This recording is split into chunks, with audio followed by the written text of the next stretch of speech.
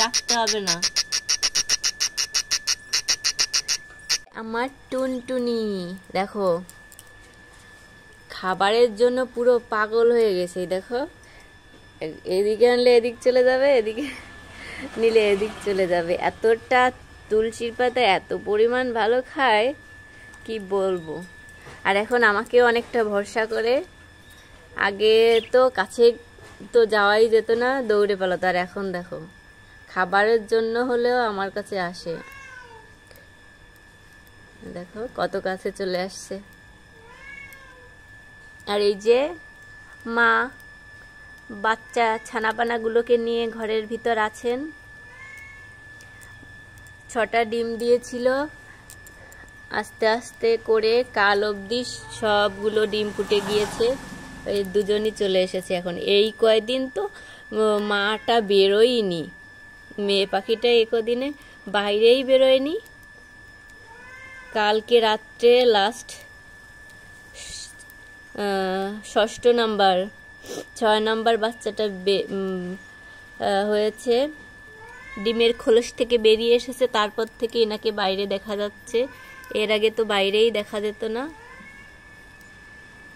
কি সুন্দর খাচ্ছে দেখো।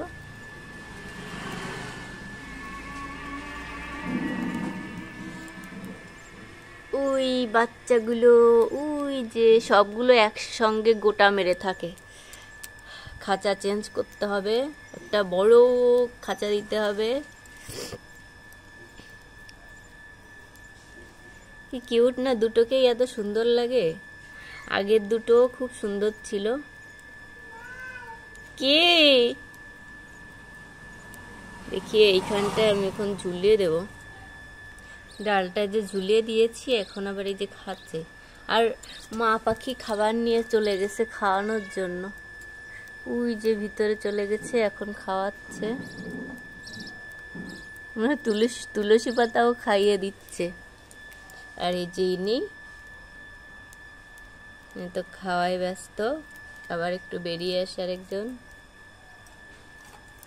এখন না অতটাও ভয় পায় না, আগে খুব ভয় পেত।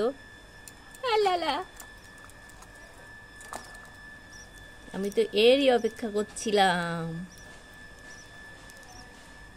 উরে বাবা কি পরিমাণ খাচ্ছে।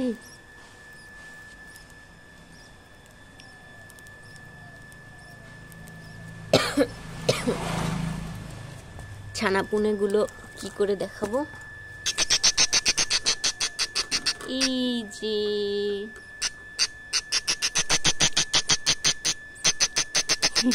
নিচে তো পুরো পটি করে পাহাড়ের ঢিপি দিয়েছে। ঠিক আছে ঠিক আছে, এত ডাকতে হবে না।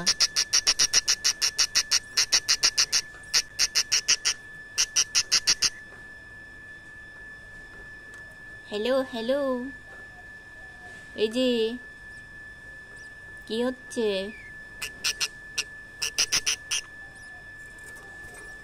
সত্যি বলতে আমি তো ভাবতেই পারিনি যে 6টা ডিম দেবে। তারপরে সেই 6টা পুরোপুরি সবগুলোই ফুটে গেছে। এখন সবগুলো বাচ্চা।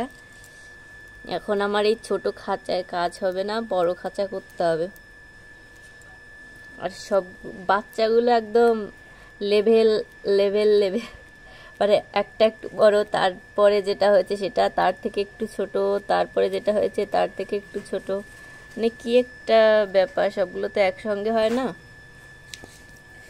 আর একটা মজার ব্যাপার হলো, আমার এই প্রথম যে বাচ্চাটা হয়েছে, আমার মানে আমার পাখির প্রথম যে বাচ্চাটা হয়েছে সেইটা যেদিন প্রথম ডিম দিয়েছিল তার 14 দিন পরে। মানে ভাবা যায় 14 দিন বা 15 দিনের দিন ডিম ফুটে বাচ্চা হয়ে গেছে। 15 দিন না, 14 দিনের দিন। সবাই তো শুনে অবাক।